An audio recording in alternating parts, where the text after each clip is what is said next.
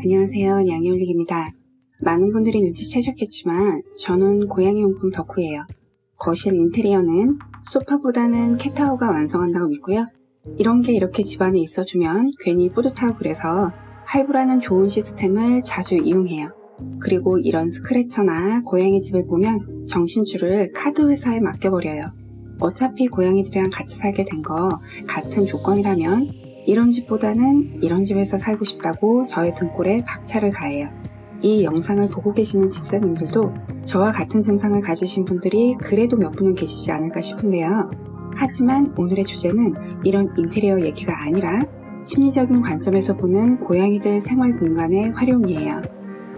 저는 상담을 할 때 아이들이 주로 거주하는 곳을 자주 물어보는데요. 물론 대부분은 거실이고요. 그 다음은 안방이 많아요. 아이들이 주로 거주하는 곳이 거실이 아닌 안방인 경우는 그 댁의 집사님들은 직장에서 늦게 들어오는 집사님이시거나 TV를 잘 보지 않는 분들이 많죠. 그리고 드물긴 하지만 어떤 경우도 있냐면요. 집사님이 주로 거주하는 곳은 안방인데 아이들이 주로 거주하는 곳은 거실인 경우도 있어요. 이럴 경우 이유는 크게 두 가지죠. 하나는 집사님과 아이들이 서로 돈독하지 않은 경우거나 집사님들이 알러지 등의 이유로 인해서 공간을 아이들과 분리해서 사용하는 경우예요.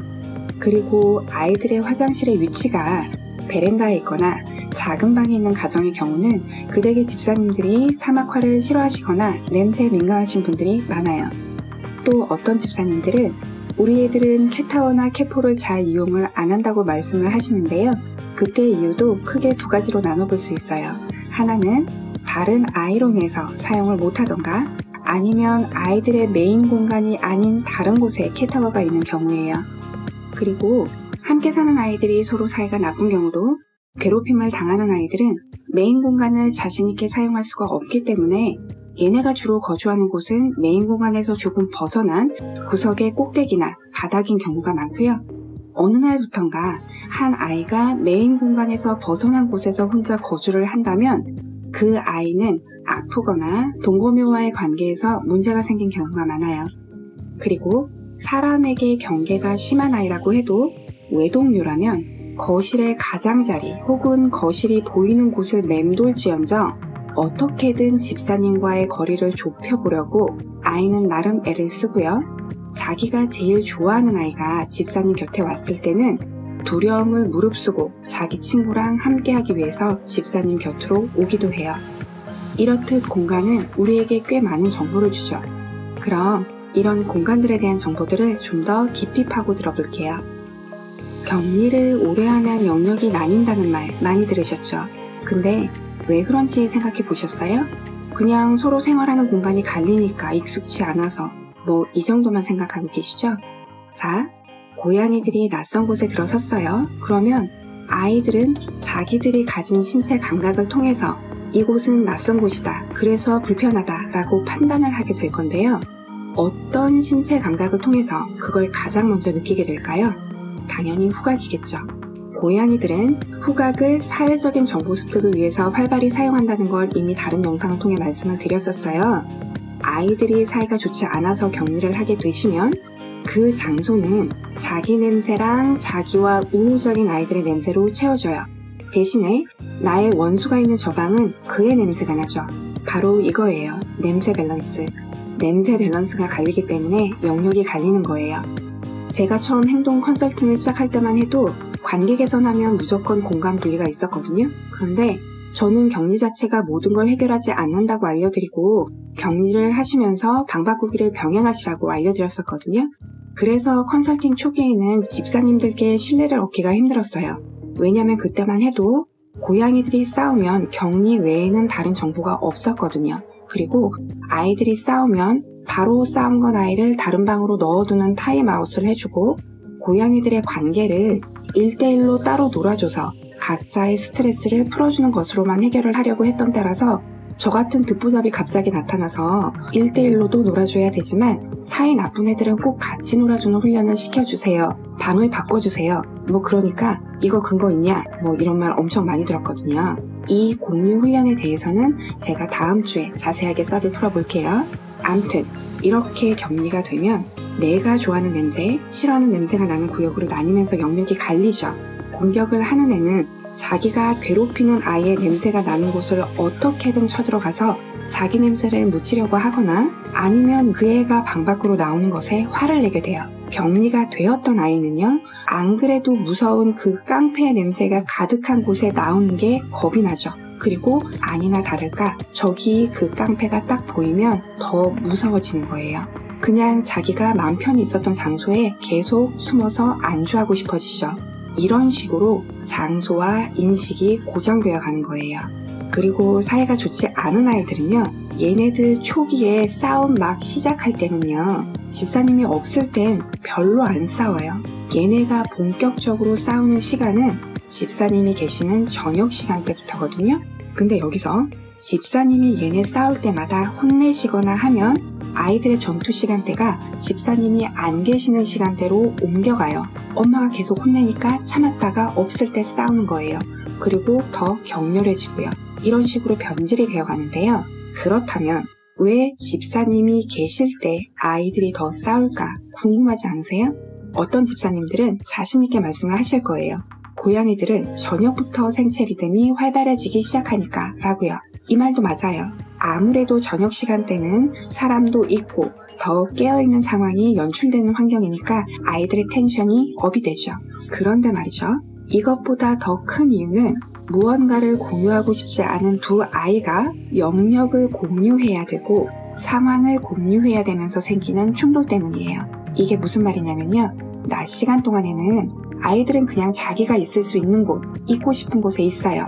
저 깡패를 피해서 아니면 저 제수탱이가 내 성질만 안 건들면 아이들은 서로 간의 거리를 두고 혹은 아예 다른 방에 자리하면서 부딪힘을 피하거든요. 근데 엄마 아빠가 오면 얘기가 달라져요. 아이들은 집사님이 거주하는 곳으로 몰려들거든요. 하루 종일 엄마 아빠 기다렸잖아요.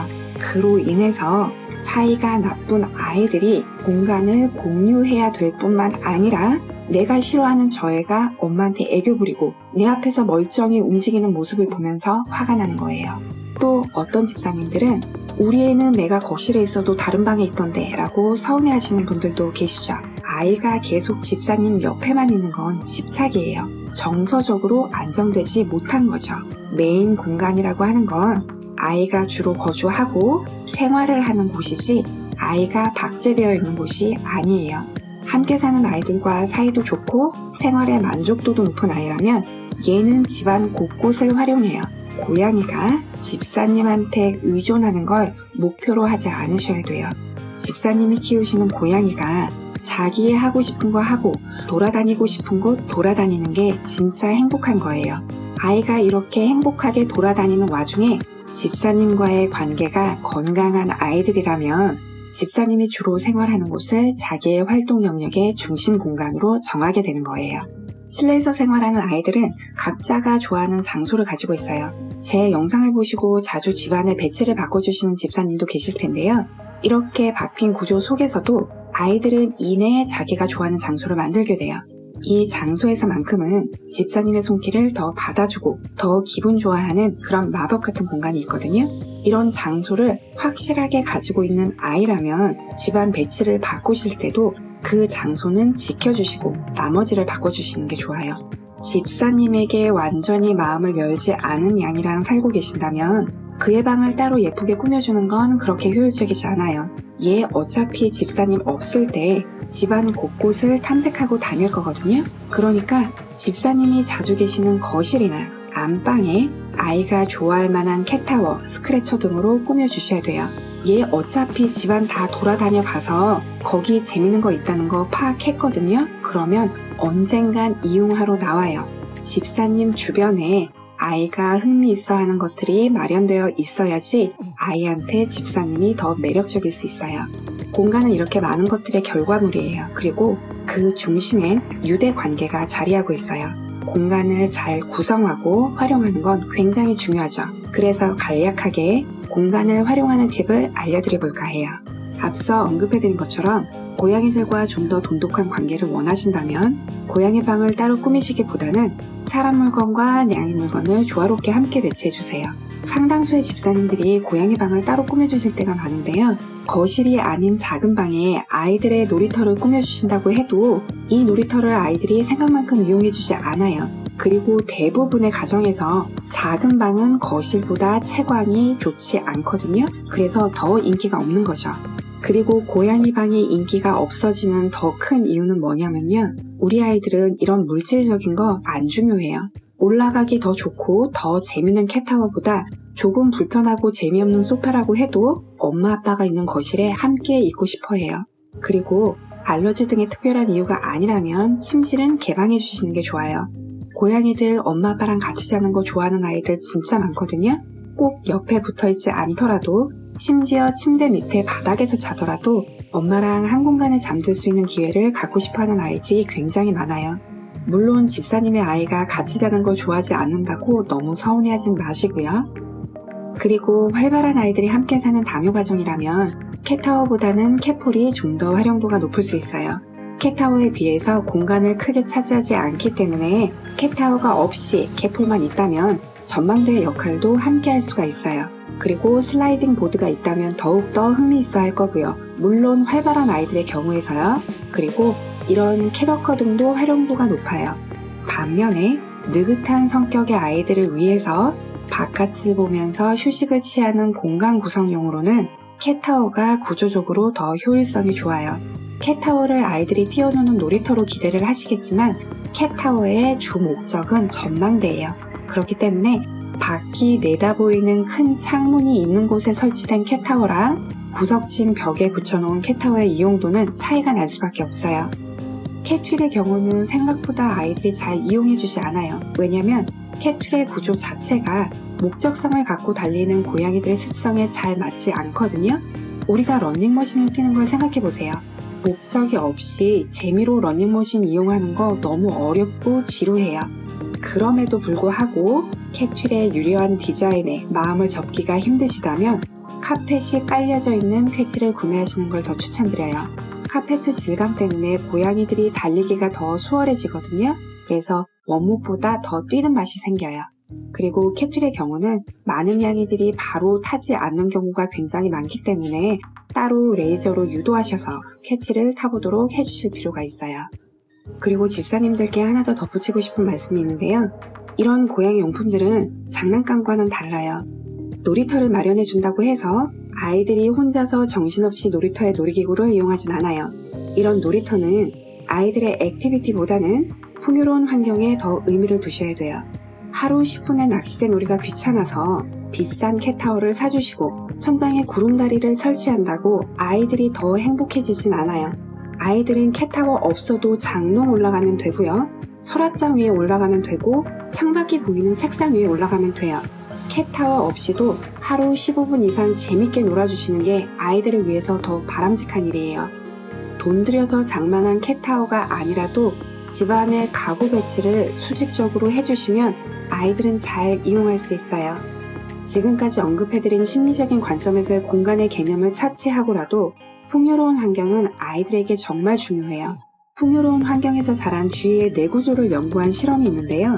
다양한 감각을 사용하고 흥미롭게 주변을 탐색할 수 있는 환경에서 자란 쥐들은 뉴런의 변화가 일어난다는 게 밝혀졌어요. 더 넓은 환경에서 다른 쥐들과 교류하면서 생활한 쥐들은 학습에 대한 발전도가 더 높아지기 시작한 거죠.